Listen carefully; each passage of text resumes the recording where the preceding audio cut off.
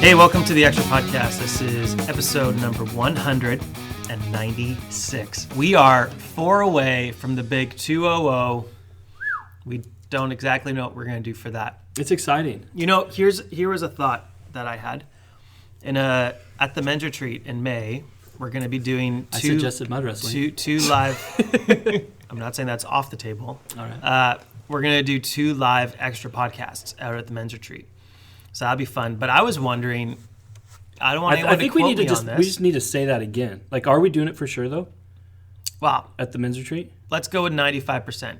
All right. I think people need to just take stock of the fact that 95%, we're going to do a live... Two live podcasts at the men's retreat with Hurlbutt. Brian Hurlbutt will be there, good friend of Jeff and Kyle. Great last name, by the way. Honestly, the all-name team. Great name. He's a great guy. He's a great guy. He's a fantastic communicator, really funny guy. I've been to ETS with him a number of times now, and it never gets old for me whenever I'm going out for dinner with him or sitting at a conference to tell him to hurl his butt down beside me. Yep. And that would never get old. No, it doesn't. It just doesn't get old. Hey, we're going to introduce actually who's around the table before we keep going with this banter. Pastor Andy's here. It is good to be here. We have Imran Daniel. Hello. Our Director of Multicultural Ministries. Yeah, that's me. And then we have John Rendell, who's an intern. You've heard him in a previous podcast, and he's mostly valuable. John, you are allowed to say hello. Rendell, the intern. I just need a theme song, guys. Okay. Yeah. See, I didn't say the most valuable. I said you're mostly valuable. I don't know that we gave him permission to sing. I'll take though. that. No, he didn't. And, of course, Jeremy, the intern producer. / director / what have you. That's right. He presses record on the Director of what? GarageBand. Oh, okay. No, like director of the podcast. dude. Okay. Actually, Without me, wow. this podcast wouldn't happen. He's the Michael Bay of this podcast. True. Yeah. It's probably good, too, to mention that John Rendell is my intern.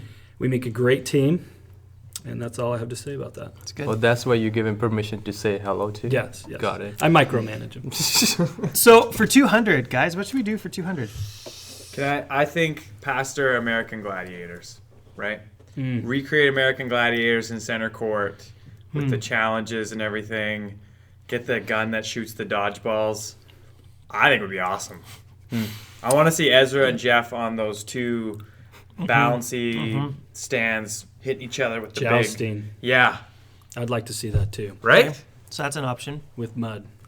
I'm just saying, it's an option. Mud makes I'm everything. indifferent to the mud, but... Mud's like bacon, all right? Totally. Can never have too much. Hey, if you have ideas of what you want to see for our 200th episode, you should email those in to the Extra Podcast, extra@northview.org. Also, we should mention, last time we had some prizes we were giving away of Andy's book, which is now out. It's called Thinking, and it's a good one. So if you sent in an answer, thank you. If we didn't respond to you, that's because you didn't win. And can I also just say I'm a little creeped out at how quickly people were able to respond with my middle name. Yeah. You were especially surprised at the person who won. You didn't know how they would have known this. Yeah, I was. What's your middle name? Good on you, Luke. Yeah, what is your middle name? It was Luke, right? Good on you, Luke. My middle name is Walter. Andrew Walter Steiger. There you go. You know what, though? You said it on a A.W. podcast. Steiger. That's what you should have cool, had. yeah. You said it on a podcast a few months ago. Oh, did I? Yeah, and then Jeff said you should go by A.W. Steiger. So that's how Luke That probably might be found how he out. knows. Oh, there you go. Good on you. And then someone answered that your wife's name is Nancy. Yes. So congratulations to our book Enjoy winners. those books. If you have ideas on what you want us to do for the 200th episode, please send those in, and we'll contemplate which options to choose. I think we're running around with a few different ideas, but we'll. Talking about the men's ministry thing. The reason I brought that up was because I thought maybe we could do a live episode for 200. Yeah, I think it's a good idea. But I don't know. We'll see. I don't know how we work out the details of that, but if you'd be interested in coming to a live 200th episode of the Extra Podcast, you should let us know. And if we get enough feedback on this, then or maybe then people could write we'll in what they would like us to do for our 200. That's the other option. So just in the title, say Northview 200. And if it has something to do with shaming Jeff in any way, that could be a good thing. Gets near the top of the Yeah, list. that definitely gets to the top. Quick question. You had mentioned your 100th episode was on video. Mm-hmm. Will this one be on video? I don't know. Okay. I think it's an option. Okay. Just wondering. By the way, we should probably mention missing a couple people here. Ezra, Jeff, and Kyle. Where are they? Ezra's somewhere else in the building. Very busy. He's a very busy Glad to mom. see this is a priority for him. I'm going to give Ezra a pass on this because mission has taken over his life. That man has been working very, very hard getting the Mission Campus up and running. What were our numbers this Sunday at Mission Campus? We were at 470 this weekend in Mission. That's impressive. Which is great. That's exciting. And Jeff and Kyle are out of town at a event, and so they're doing that. I'm sure they'll have great stories to share once they're back about traveling together. And I believe it. Those two, traveling with those two is sheer comedy, by the way. Yeah? Yeah, absolute comedy. well, we have some questions from our listeners, and then we're going to answer some of these questions, and then we're going to give Imran a little bit of an opportunity to talk about what he does and why he does it and how you can be involved. So stay tuned for that. But first of all, we have a question from someone who listens regularly. She sends in quite a few questions. Her question is about how do you engage with someone about the gospel who you're close with, like this person. She's talking about a family member who says that she's kind of a Christian, but her daughter, the person who's writing in, has seen no real evidence in terms of actual having faith. So how would you engage with someone who's kind of a nominal Christian who's in your family? How do you engage with that person about the gospel? What kind of strategy or approaches would you want to do in terms of helping that person be exposed to Just to Christ? clarify, so it sounds like it's not a Christian trying to share the gospel with a non-Christian in your family. It sounds like it's How do you deal with people in your family who profess to be Christians but are, for all intents and purposes and from all appearances, just seem to be Christian in name only? Like you're not seeing the fruit, Yeah. basically. Yeah. So how do you approach a relationship like that in your family? I was actually talking to someone yesterday, and a friend of mine was telling me that they're going to talk to their family members on this situation because they they claim to be Christians, but when they see their lifestyle, they don't see the fruit. And him and his wife are thinking to approach and sit down and talk to them.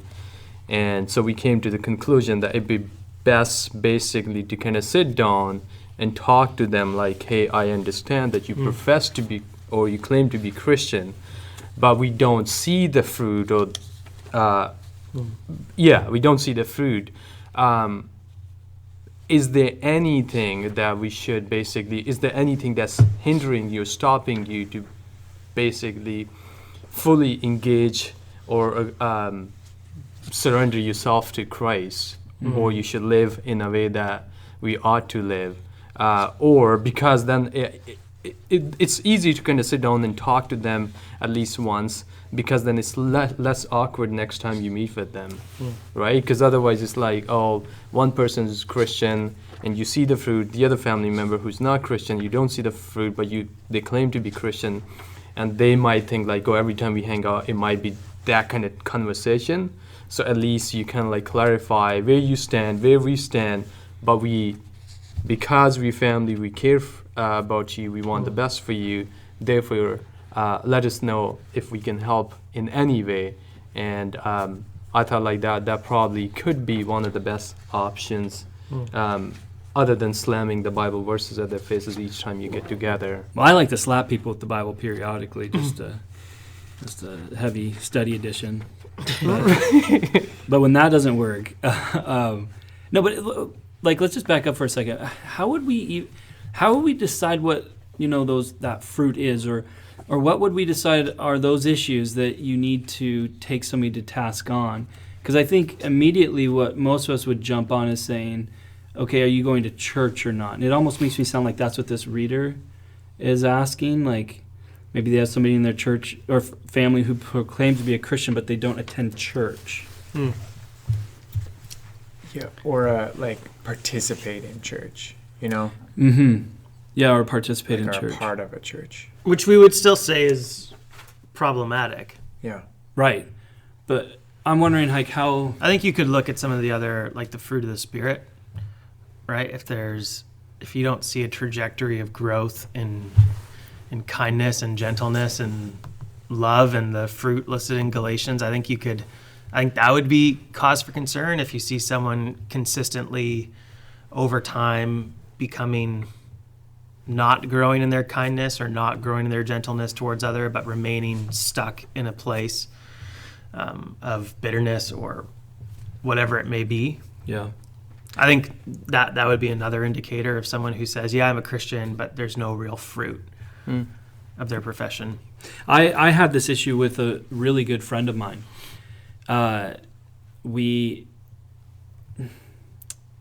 Without giving a whole lot of detail, so this is a good friend of mine, and man, he proclaimed to be a Christian, but he did not live it. Mm-hmm. So, for example, he didn't attend church. His wife constantly wanted to go to church, wanted their kids to go to church, but I mean, he just wanted to have nothing to do with church, really. Mm-hmm. And it was quite bizarre because yet he still claimed to be a Christian. And would talk about Christianity, you know, when you're with them. But then as, you know, things progressed, I began to see that he openly looked at pornography and was open with that. His wife knew that he would do that. He wasn't even trying to hide it from her. Not to say that hiding it is a good thing. I'm just saying that's the point of where this relationship had become, and then there were a number of other things going on in his life as well. So I wrestled with this question: what do you do? Eventually, you know, as you're watching this stuff take place, I met with him and challenged him on what I was seeing and about how he was leading his family and the decisions that he was making. And I think one of the things that's significant for us is when we do these kind of things, when we challenge people on their lives, the question that I constantly ask myself is, where is this coming from? Right? Is this coming from legalism because I feel like he's got to, you know, do these right things, or is this coming from a place of love and care for this individual and wanting the best for their lives? Because I think when it comes from that place of love and care for somebody, it's gonna dictate how you actually interact with them, because you'll interact with them out of gentleness and respect and humility. And so I think when you interact with a person in gentleness and respect and humility, and you challenge them on what's going on in their lives and what Christ has called them to as one of his followers, especially if you're calling yourself a student of Jesus, and it sure doesn't look like you are learning to become a student of his. Then I think you the ball's back in their court, you know, where you've been able to interact with them. And by the way, let me just, before I move on any further, I just want to say this. I would encourage that individual first and foremost to pray. I think prayer oftentimes is the last thing we do when it should be the first thing that we do. I think of Luke chapter 18. Jesus is teaching his disciples, and he says, I want to teach you how to pray. And he says, and he instructs them to pray always and to never give up. So to be constantly in prayer. And so I think, so first and foremost, pray for your family member. And even ask God, you know, how would you have me interact with this individual? But I think that there comes a time where you have to interact with this individual and you have to challenge them on what you're seeing. Especially for me, I saw this as so much bigger than just my friend. I saw this as how you're leading your family. And when I challenged him, I just talked to him about what do you want for your kids and your wife and how you're leading them.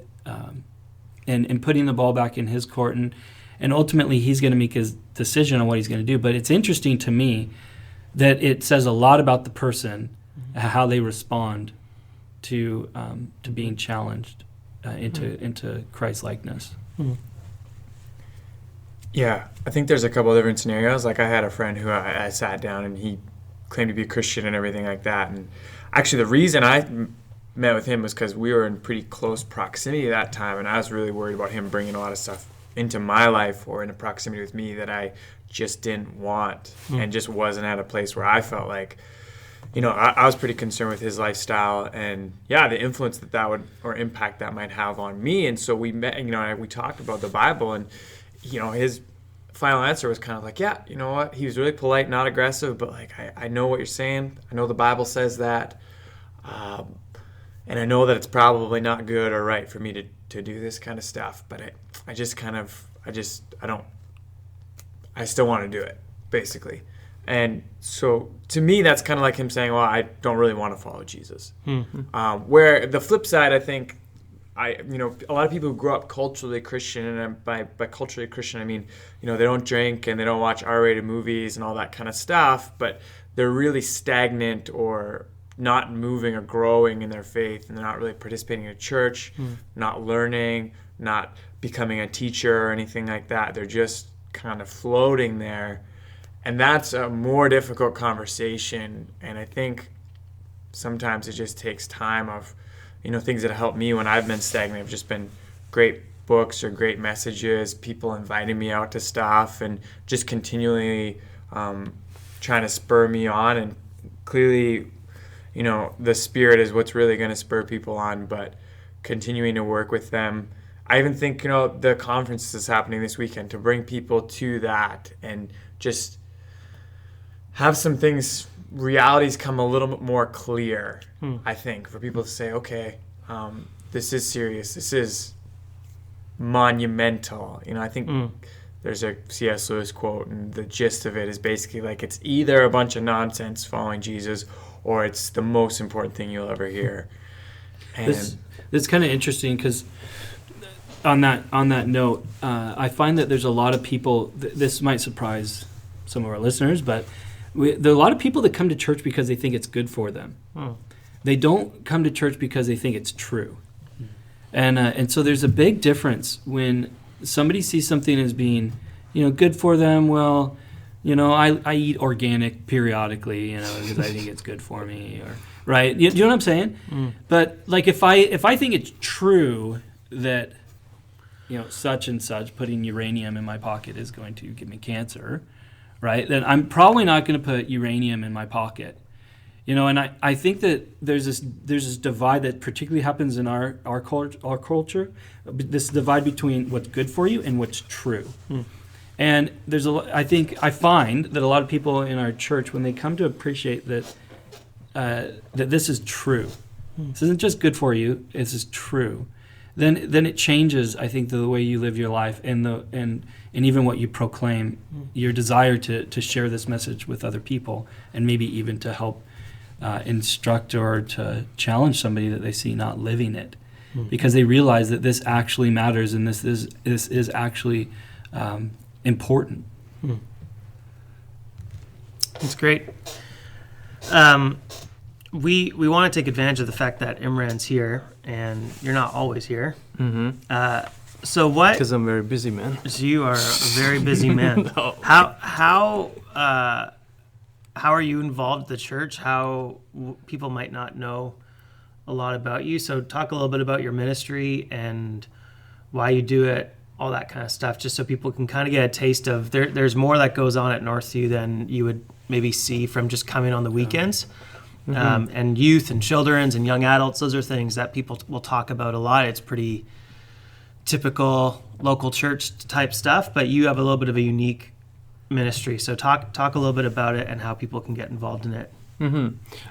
So I work in the missions department, part of local missions, and our hope as a Northview and desire is to reach out to our Punjabi neighbors. There are about 30,000 Punjabi people in Abbotsford alone. and only 2% of the people are Christians from Punjabi background. Now, rest of the people are not. So our hope and desire is to reach out to those people with the gospel message and share what God has done in our lives through friendship evangelism. So here at Northview, what we do, we have English classes for those who don't speak English.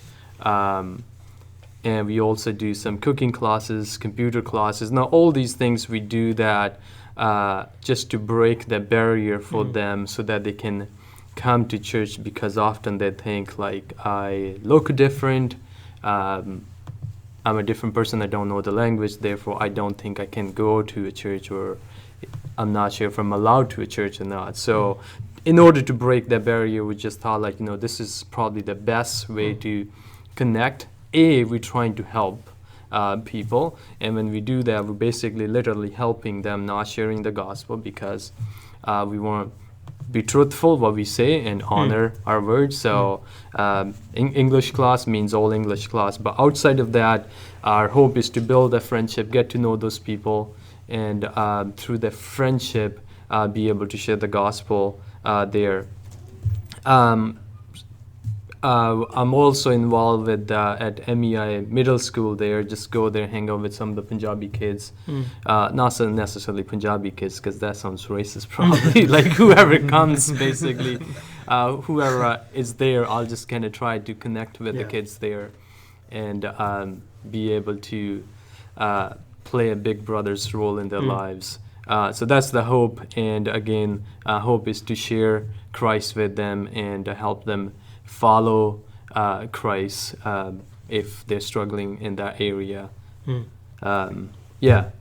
So 30,000 people in Abbotsford, I'm guessing the majority of our listeners would have some friends or acquaintances or people they work with that they would know who are Punjabi background. So how would you encourage people to start a relationship with their Punjabi acquaintances? Again, I would say that basically it's all based on friendship. If you have a neighbor or friend, you know them well enough, you have earned each other's trust, basically then just go from each other's life stories. If someone is struggling, you like, hey, can I pray for you? Offer a prayer, because they won't be opposed to that. They'll be like, yes, please pray. Or anything else. One quick story, I got a phone call a couple of weeks ago from one of the Northview attendees, and she said that their Punjabi neighbors bought a new townhouse, and they were inviting the Sikh priest to come to their house and bless the house and read from the scripture. But they also invited us, because they know we Christians, they know that we pray, and we go to Northview. They invited us if we could also come to their house and pray. And she was like, so what do I do now? Because the priest is going to be there. I'm like, this is perfect opportunity. You just go. Yes, they have invited the priest there, and the priest is going to do his thing. But then there you have the opportunity not just to share the gospel with the household, but also to the priest even too, and just pray for the family, pray for the household, and just read from the Bible. And she's like, well, if I read in English, I don't think they will be able to understand. Well, I'll take a Punjabi Bible with you. Ask them that if they could read this portion of the Bible that you are going to read in Punjabi, so that everyone can understand that. And so I haven't heard back from her, but I'm assuming that it went well, and she did go with her family. So, I mean, they're like hesitations like that. But again, it's always good to ask people, can I pray for you, or can I do this? Rather than like, hey, here's the gospel, or here's the Bible, or you need to go to church in order to seek the help, or in order to get over that trouble or situation, whatever they're going through. So the best way is to get to know your friend and just share the gospel through that friendship. Isn't it amazing how, and I've seen this so often, where just simply praying for somebody can have a huge effect. And I'm not just saying, saying to somebody, I'll pray for you. I'm saying just take a moment right then and there and pray for the person. It impacts people to hear somebody actually talking to God. A lot of people aren't used to that. Mm-hmm. Yeah. Yeah, that's huge. I mean, like, we have a group of people. We sent this email to about 100 people, probably every month, and just kind of ask them to pray for the ministry that we're doing here, because I believe that, like, we cannot do in our own strength unless God's hands in it and upon us. Therefore, we need to rely on God for each and everything that we do here. Imran, what do you think most of the people in the Sikh community think about church? What do they think happens in here? I actually brought 2 of the brothers this last Sunday and Sunday evening service. They'd never been to church. They're new to Canada, and they didn't know what goes on. And all they thought, like, they're supposed to be a big cross in the room. He's like, so I didn't see cross in center court. Why is that, right? Or all they know probably that people just go and pray. Most of the people I have talked to, they have high views of the church. They respect because they think that they sing there, they pray there, and they read from the Bible. That's all they know. One of the funniest one I heard from one of the ladies when I was talking to her, and I said, do you know what is a church, or what do they do at church? She's like, they marry people there. That was it. Well, how do you know that? From movies, because Hollywood has kind of like displayed the image out there that in churches people get married. So that's the only thing.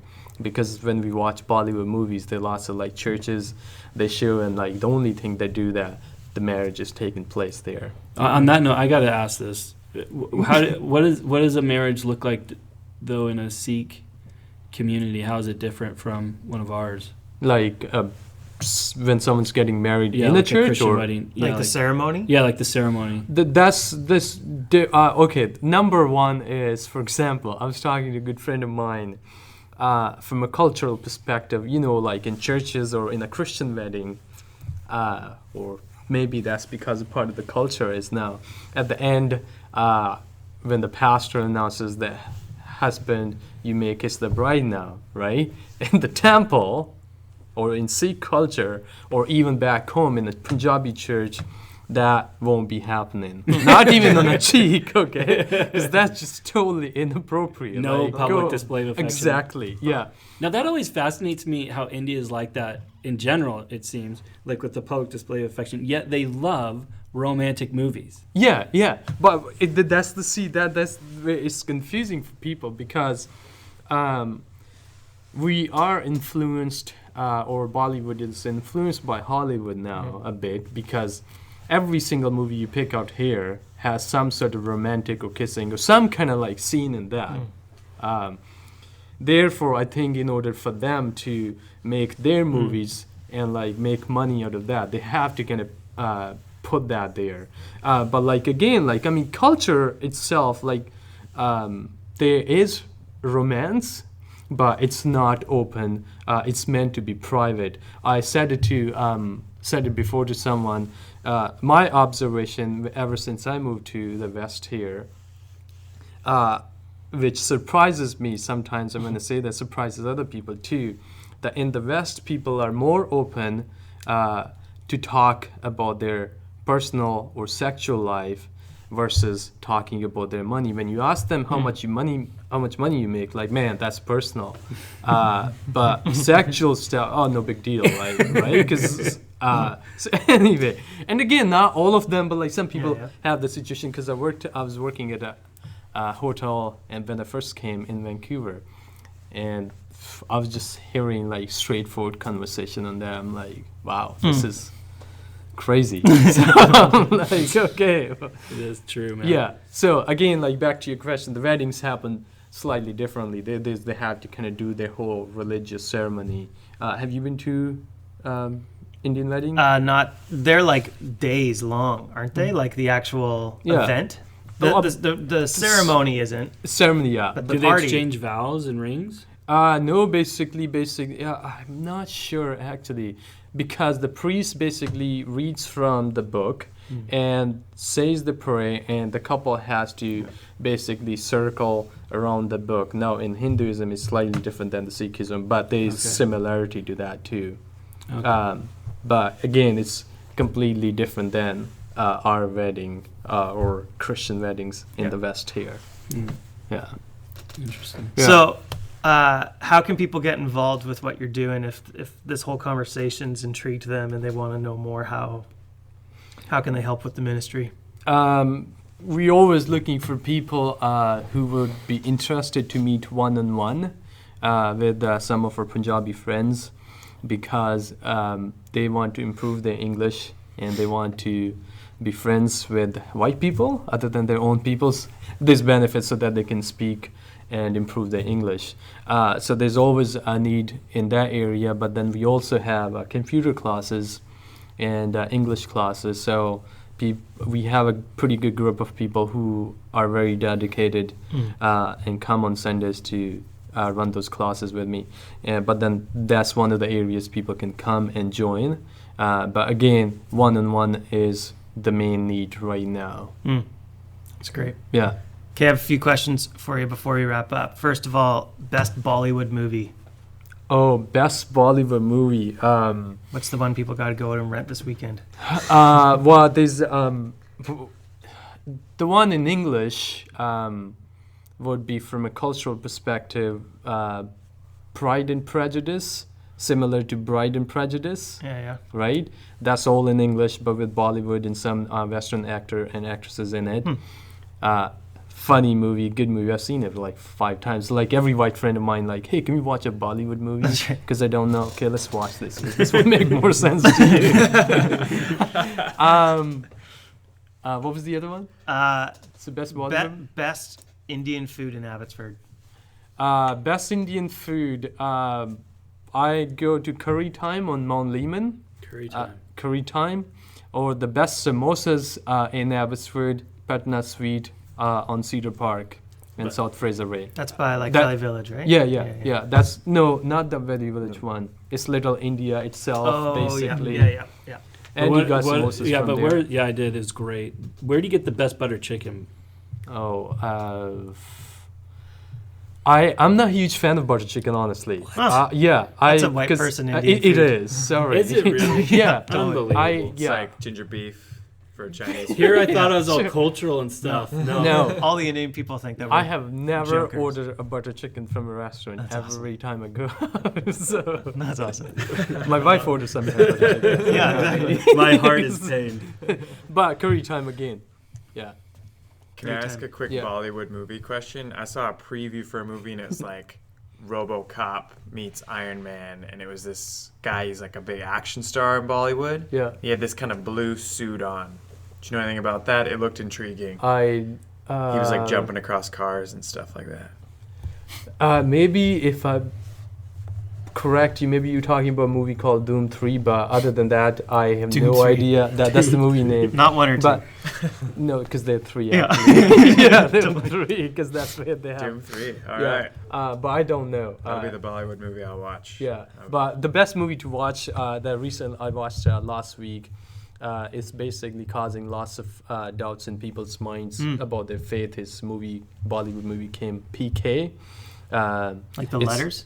Yeah, so letter P and K in Hindi Punjabi translation literally means "are you drunk?" sort of the definition, because this guy trying to find God who can help him find the stuff that was stolen from him, and he goes around to temples after temple and church and mosque. So they basically kind of covers all that. He's trying to find God in that. Really, really good movie. Interesting. But again, not to watch with kids because there are a couple of scenes. Yeah, so just Right. advising parents probably. Check out the parent guide. Yeah. Imran, thanks for coming in and sharing a little bit about the ministry. If people want to if they want to have some Indian food with you, if they want to buy you some food, They can Don't email buy me you. butter chicken though. Don't buy butter chicken. Yeah. You can email Imran, Daniel, At at northview.org. northview.org or call him at the church, 604-853-2931. He likes hanging out with people. Yeah. Andy, Nice. you had to take a few phone calls during the podcast because, like, are you busy or something this week, or what's going on? Yeah, I had to run out of here a couple times, but I'm back. This is the calm before the storm. Tomorrow, we already start. Actually, right now, we already have speakers that are arriving at YVR for the Apologetics Canada Conference. It's happening this weekend. In fact, we've got all kinds of stuff going on. We are going to be tomorrow out at CBC with faculty, with one of our keynote speakers, and then on Thursday, we're having a free lecture with Mary Poplin in the evening. We're out at SFU and other universities, all kinds of stuff happening this whole week. And then the Pinnacle is on Friday night. Doors open at 5:30 here at Northview. And the conference gets started at 7 with Nancy Piercy. She's an award-winning author. It's going to be a great time.